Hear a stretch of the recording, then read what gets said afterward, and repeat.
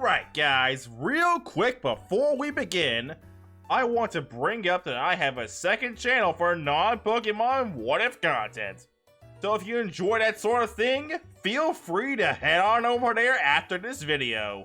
Link is in the description. Also, remember to do all the YouTube stuff, such as leaving a like, dropping a comment, even if it's just a simple algorithm fuel, since that will help the channel reach more new people. And also, you can support the channel by becoming a channel member or by joining the Patreon for as low as $3 a month. With that, you can get a lot of cool perks, such as shoutouts at the end of every video and early access to all of my content, along with any supporter exclusive stories that I decide to do. Also, I plan to end off this series in Sinnoh, so I will be splitting the final region of this What If into multiple parts. Now, on to the story. We resume our tale right where we left off, with Ash managing to defeat Brandon and his Registeel, as our heroes head over to the Terracotta contest, with the results playing out like canon, with May's Combuskin evolving into Blaziken, and Ash and May tying in a contest battle. After the contest, May and Max decide to head back to Hoenn for a bit, before May heads off to the Johto region to compete in their contest. After saying goodbye to May and Max, Ash and Brock then arrive at the crossroads between Pallet Town and Pewter City, with the two friends going their separate ways for now. A couple hours pass as Ash arrives at Pallet Town as Oak hands Ash a postcard from Gary, telling him that he should come to the Sinnoh region. Ash leaves all of his Pokemon in Oak's lab, except for Garchomp. Although Snorunt approaches the raven-haired boy, saying that she wants to go with Ash on her journey, with the raven-haired boy agreeing to take the Ice-type with him, bringing his team back up to 2 Pokemon. The first episode of Sinnoh goes as canon, although Garchomp swaps out with Pikachu and Snorunt swaps out with Aipom. Although, due to Team Rocket's shenanigans, Ash ends up getting separated from Garchomp. Dawn, after failing to catch herself a Baniri and a Burmy, ends up finding Ash's Garchomp, as she decides to send in Piplup to battle him. Dawn orders her penguin Pokemon to use Bubble Beam, although Garchomp uses Dragon Claw to block the attack, and strikes Piplup, sending him flying into Dawn's bike, and destroying it from the impact. Garchomp then apologizes for accidentally destroying the bike, as Dawn angrily throws a Pokeball at Garchomp, but it fails due to Garchomp already having a trainer. From here, events line up with canon, with Team Rocket showing up and Garchomp using Flamethrower to send it blasting off again, and Dawn calling Professor Rowan, letting him know that she wants to find Garchomp's trainer before heading off to Jubilife City, as we transition over to Ash as he reunites with Brock, as the raven-haired boy gets the older boy up to speed about what happened with Garchomp and Team Rocket. During this conversation, Ash finds a wild Starly, with Brock suggesting that maybe it'd be easier to find Garchomp if they have some eyes in the sky. Ash then sends in his Snorunt to battle it, with the Ice Hat Pokemon going for an Ice Beam, freezing the wild Starly's wing, causing it to lose its balance and fall to the ground. Ash then takes the opportunity he presents, tossing a Pokeball at the Starly, catching it and increasing his team to 3. From here, the rest of this episode's events line up with canon, with Ash and Brock meeting Paul for the first time, with the purple-haired boy asking Ash if he's sure he caught the best Starly, with Paul pulling out 3 Pokeballs, sending out 3 Starly, and releasing 2 of them shortly afterward, due to the fact that they didn't know the move Aerial Ace.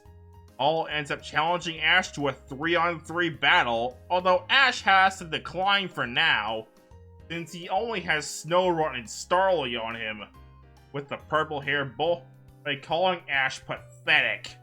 He takes his Elekid and leaves. Eventually, Ash and Brock notice a Dragon Rush attack in the distance, with Ash recognizing the land shark. Ash and Brock then arrive shortly afterward and see Dawn and Garchomp battling Team Rocket, as Ash orders his land shark to fire off an Outrage and Iron Head combo move, sending Team Rocket blasting off. Afterwards, Ash and Dawn officially get acquainted, and Garchomp gets introduced to Ash's latest catch. Later, at a photo booth, the gang makes a call to Professor Rowan, as Professor Rowan reveals that he has a parcel at the lab from Ash's mom. In the forest, Paul, on his Elekid, examined the remains of Team Rocket's broken robot, as the purple-haired boy realizes that Ash is tougher than he thought.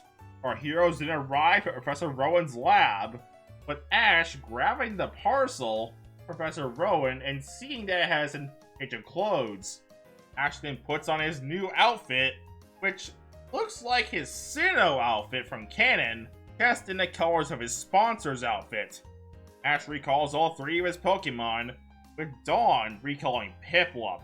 Our trio then leave the lab, as they then encounter Paul, with Paul saying that now that Ash has 3 Pokemon, they can now have their battle. Brock offered to act as referee, with Ash and Paul having a 3-on-3, with neither trainer being able to make substitutions.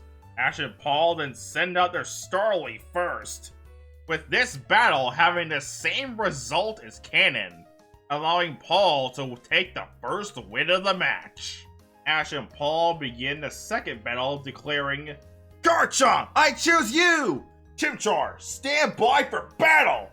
With the purple-haired boy ordering an Ember from his Fire Monkey, with Garchomp being somewhat reminded of Ash's Charizard from seeing Chimchar. So Garchomp decides to use this battle to train Chimchar a bit. Garchomp uses Flamethrower to hit Chimchar for decent damage, but Ash follows up by ordering the Land Shark to use a Dragon Claw. With this almost knocking out Chimchar, Paul angrily orders a Flame Wheel from Chimchar, with Garchomp deciding to tank this and finish off Chimchar with an Earthquake, saying to Chimchar in Pokemon language, "You've got potential, kid. You remind me of an old friend. Use this lesson to help you get stronger." Paul then recalls the unconscious Fire Chimp, calling it weak. Ash and Paul, having 1 win apiece, send out their final Pokemon, Snorunt and Elekid. Unfortunately for Ash, Elekid ends up making rather quick work of Snorunt, due to Elekid knowing the powerful move Brick Break, meaning Ash actually loses his first battle with Paul in this timeline. Paul then recalls his Elekid, saying that while Ash's Garchomp is a rather strong Pokemon, his other 2 Pokemon are just pathetic. As Paul leaves, Ash recalling Snorunt, saying that it was awesome out there. Our trio then decide to spend the night at Professor Rowan's lab and head off to Orburgh City after they get done with the Jubilife contest. From here, the events of Dawn of a New Era go just like canon, except that Garchomp replaces Pikachu. The one change I'll make is that Nando suggests they go visit old lady Clara, who's known for her exceptional medical herbs, with Brock wanting to check it out. A couple days pass with our trio arriving at Clara's house, with Clara showing how Brock can use medical herbs to their fullest. From here, events line up with canon, except Garchomp replaces Pikachu. Ash manages to catch himself a Turtwig. It stays at Clara's place and increases his team to 4. Our trio then say goodbye to Clara as they get back on the road to Jubilife City for Dawn's first Pokemon contest. A couple days pass as we see our trio in a forest where they decide to stop for lunch.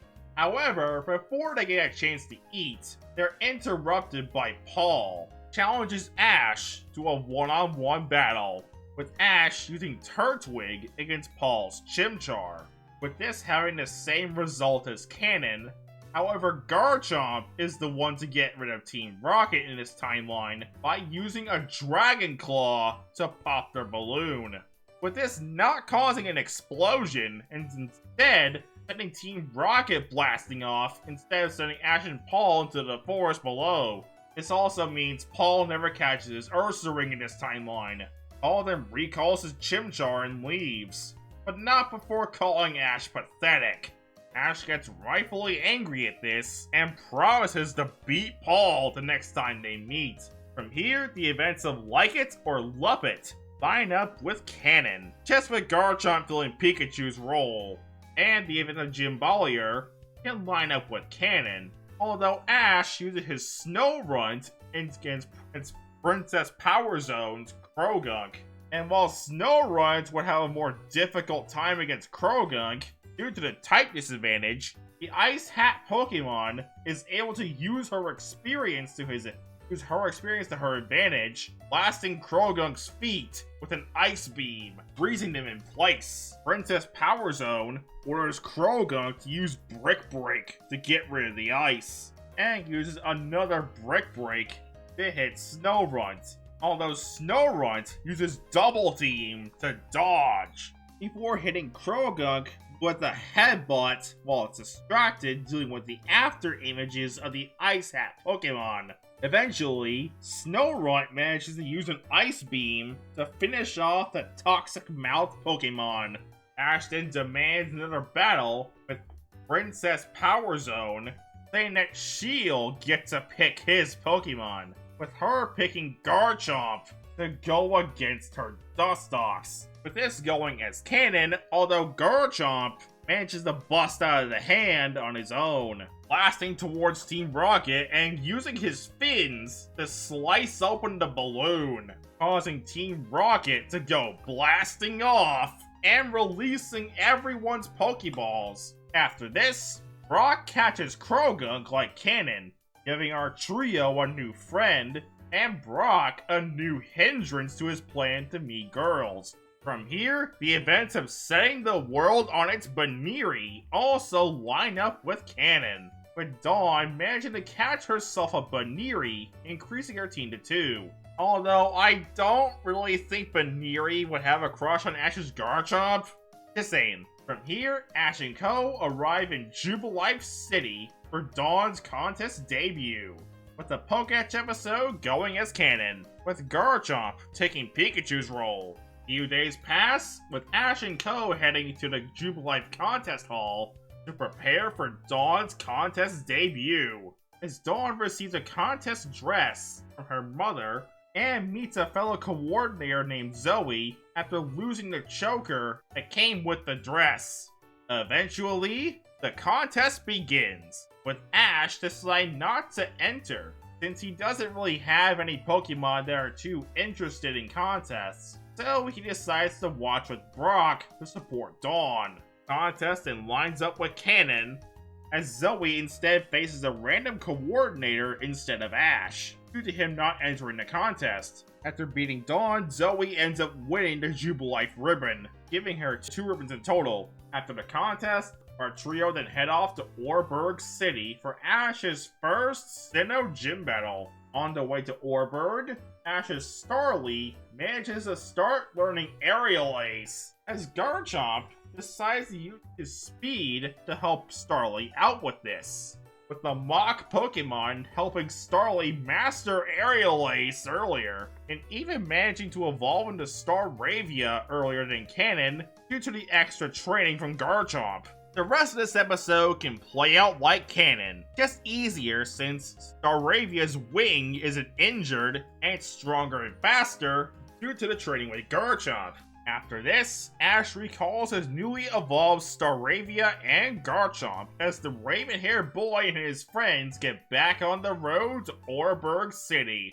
The events of Leave It to Brocco also line up with canon, due to it being a Brock-focused episode, and it doesn't really change much, other than Garchomp filling Pikachu's canon role. A few days pass as our trio arrive at Orburgh City, and decide to head over to the Orburgh Gym, so Ash can battle Rourke for his first gym badge. Ash arrives at the Orburgh Gym as he bumps into Paul talking to an older man named Ian, as Ian tells the purple-haired boy that currently the gym leader, Rourke, is unavailable. During this conversation, Ian reveals that Rourke uses rock-type Pokemon, with Paul noting this as he heads off to the Pokemon Center to prepare. Eventually, Rourke returns to the gym, with Ash explaining that he's here to battle for his first gym badge. As Paul returns to the gym for his match, with our trio deciding to stay and watch. Ian, acting as referee for the battle, reveals that the battle will be a 3-on-3, with only the challenger being allowed to make substitutions. Rourke sends out his first Pokemon, declaring, "Geodude, let's go!" The purple-haired boy sees this and plans accordingly, sending out his first Pokemon, declaring, "Azumarill, stand by for battle!" As the Aqua Rabbit appears on the battlefield, Ian orders the battle to begin, as Rourke tells Geodude to use Rock Throw, although Paul orders Azumarill to use Hydro Pump, sniping Geodude for big damage. Rourke then tells Geodude to use Hidden Power, with this turning into a super effective electric type attack, zapping Azumarill for massive damage. Paul yells at Azumarill to get back up, as the Aqua Rabbit tries getting back up, although Azumarill is surrounded by electricity, noting a sign of paralysis. I know Hidden Power can't directly paralyze a Pokemon, I'm just having this be kind of a side effect of the super effective electric attack that the Hidden Power turned into. Paul then orders Azumarill to use Aqua Tail, jumping up into the air and using the aquatic Morning Star to smack Geodude into the wall, leaving spirals in its eyes and taking Rourke down to 2. Rourke calls back his Geodude, saying it did a good job. Ashton questions how Azumarill's Aqua Tail did so much damage. As Paul explains, his Azumarill's ability is huge power, causing the power of Azumarill's physical attacks to double. Rourke then grabs another ball, declaring, "Onyx, let's go!" Rourke then tells Onyx to use Azumarill's paralysis to their advantage and use Double Edge. But the purple-haired boy orders Azumarill to use Hydro Pump to dodge and then use Aqua Ring to try and recover some health. Rourke then says that using Hydro Pump to dodge and then using Aqua Ring to recover health is a smart strategy, as he tells his Onyx to use Stealth Rock, causing a fleet of stones to scatter around Azumarill. Aqua Ring kicks in and restores Azumarill's health a bit, as Paul orders Azumarill to jump up in the air again and use Aqua Tail, with the aquatic Morning Star managing to hit its mark, almost knocking out the giant rock snake.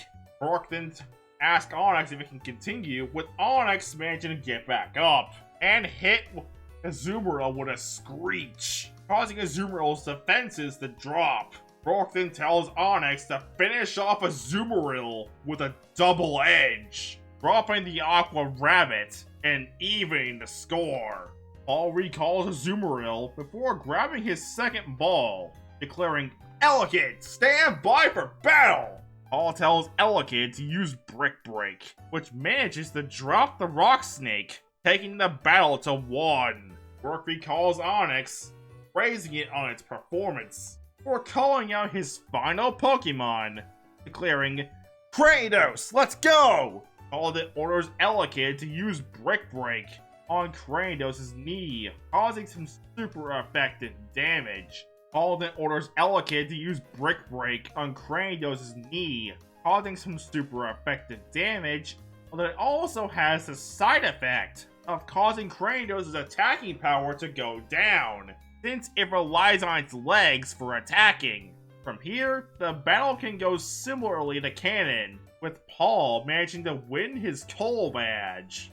Ash then prepares for his battle and demands for Paul to stay and watch his gym battle with Rourke. However, Rourke says that they'll have to schedule their battle for tomorrow, so that way his Pokemon can get the rest they need.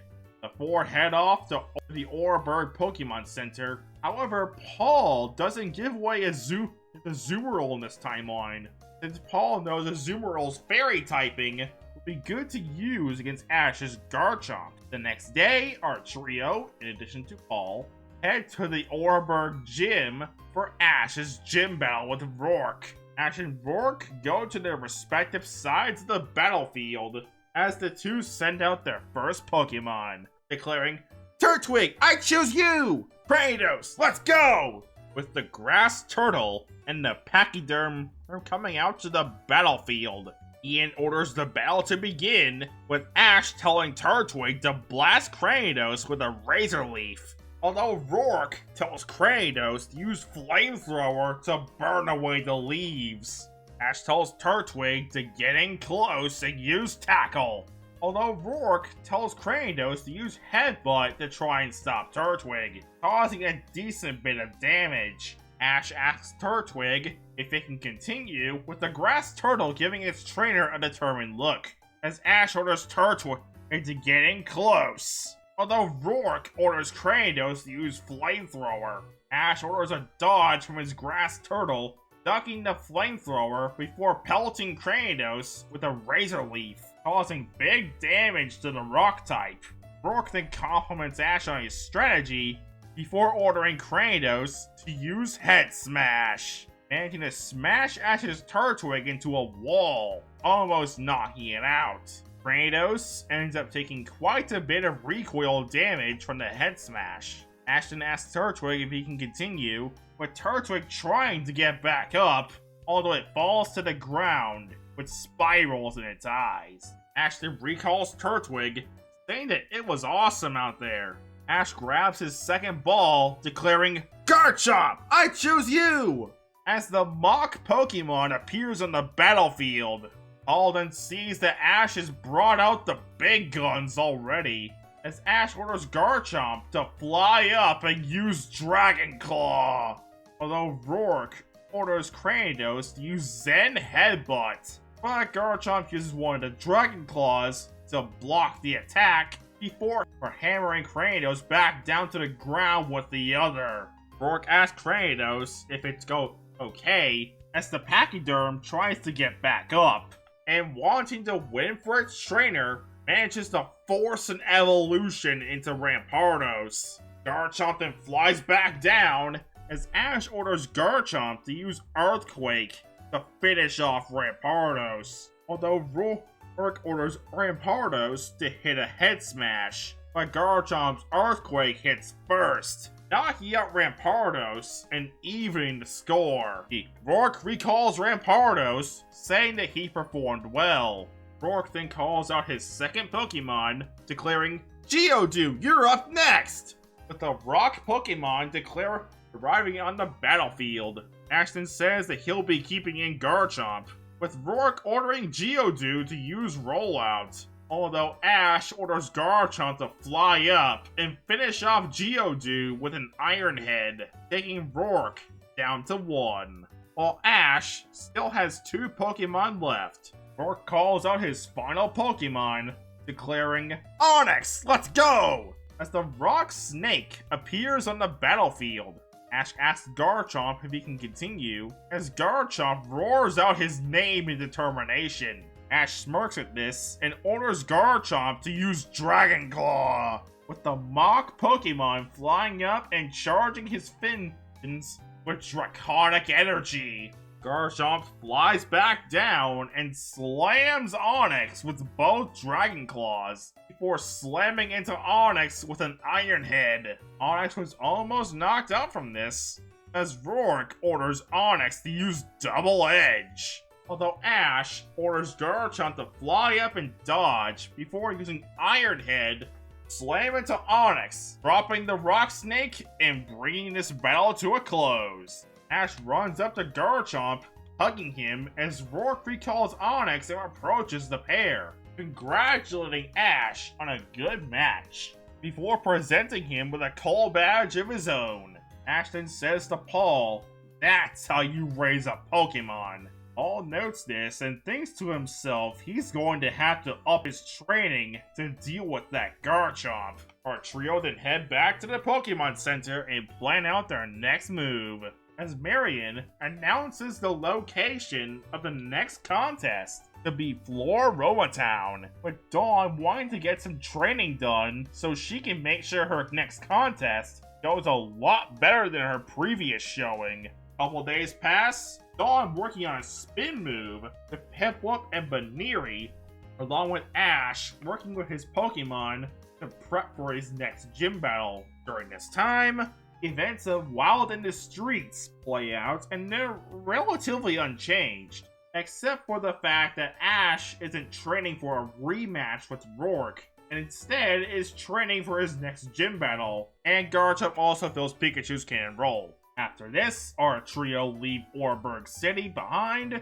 and decide to head to Floraroma Town for Dawn's next contest. From here, the events of Twice Smitten, Once Shy play out like canon, except for Garchomp in Pikachu's role, and Dawn manages to catch herself a Pachirisu, increasing her team to 3. From here, things don't really change very much, with our trio still encountering Hunter J, although she is rather fascinated by Ash's Garchomp. Afterwards, Ash and Co. arrive back in Jubilife City and deal with the events of the B-Button League before heading off to Floraroma Town, with Ash and Co. meeting one of Dawn's childhood friends, a red-haired boy named Kenny, who for some reason calls Dawn Dee Dee, and Dawn manages to win the Floraroma contest, beating Kenny and his Primplup to get her first Sinnoh ribbon. The next day after the contest, our trio leave Floraroma Town to head off to Eterna City for Ash's second gym battle. From here, the events of Drifloon on the Wind play out like canon, although Garchomp fills the role of Drifloon here, since he'll be able to find Paige much faster due to his much higher speed. After this, Ash and Co. get back on the road to Eterna City, as the events of the Champ Twins play out like canon, with Ash and Dawn using Turtwig and Piplup in a tag battle.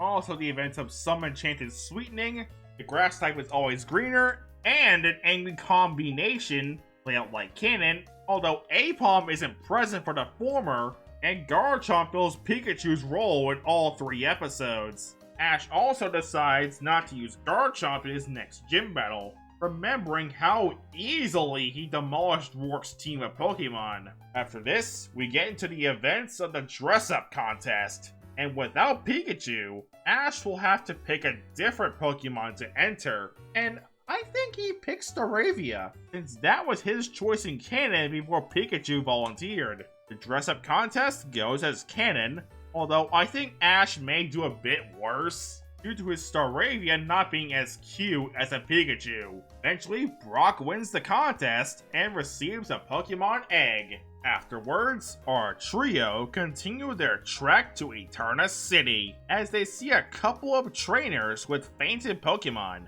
with the raven-haired boy asking one of them what happened. The trainer then explains that they were attacked by a rather powerful Weasel while they were fishing. Our trio then decide to take a break from their journey to Eterna to check this out, with Ash thinking that Weasel would make a strong addition to his team. A few minutes pass as our trio arrive at the scene where the man said Weasel was, with Ash and Dawn deciding to fish for it, with Dawn securing the Weasel, but Ash ends up securing an old-looking fish Pokemon, as Brock realizes that this Pokemon is a Feebas. Dawn then scans Feebas with her Pokédex, revealing that Feebas can evolve into the powerful Milotic, a sea serpent that can be really useful in contests. After this, Ash then remembers something that Lance told him. Flashback time! Ash, as a future Dragon Master, there's something you should remember. Not all Dragon-type Pokemon have to look alike, as there are different types of dragons. For example, Wallace, current Hoenn Champion's ace Pokemon, is Milotic, a sea serpent-like Pokemon, which is a type of sea dragon, similar to my Gyarados. Also, not all dragon Pokemon are dragon-type. In the flashback, Ash thinks that a potential Milotic would be an awesome Pokemon to use on his journey of being a Dragon Master, with Ash then deciding to send out his Turtwig to battle the old fish, the wild Feebas blasting Turtwig with a Water Pulse. Although Turtwig doesn't take much damage from this, due to the type resistance, Ash orders Turtwig to blast Feebas with Razor Leaf, causing massive damage due to Feebas. Ash orders Turtwig to blast Feebas with a Razor Leaf, causing massive damage to Feebas due to its poor defenses. Feebas tries to get back up, although it fails, allowing Ash to toss a Pokeball at the fish, catching it and increasing his team to 5. From here, the rest of the episode can play out as canon, since Feebas wouldn't really play a big role in stopping Team Rocket's shenanigans, and Dawn still manages to catch Weasel. From here, the events of an elite meet and greet play out like canon, with our trio meeting Lucian of the Sinnoh Elite Four, and Dawn managing to get her newly caught Weasel to obey her commands after a couple battles with Lucian and his Bronzong. Ash and Co then say goodbye to Lucian as they head back onto the road towards Eterna City. Eventually, our trio arrive in Eterna City, and the events of a secret sphere of influence play out like canon, with our trio reuniting with Nando and finding out that Gardenia is the Eterna City gym leader. Some time passes, and the fated day of Ash's second Sinnoh gym battle arrives, with our trio heading off to the gym for Ash's battle with Gardenia. And that's where we'll leave things off for right now. So what did you guys think? Let me know in the comments below. And before I sign off for today, I'd like to take the time to thank our channel members and patrons. We have Stefan Dames, Raven Sage, Wayne Singleton, Walter Miller, and Yenziel Cheverez. Now with that said, I'll get on out of here. Peace!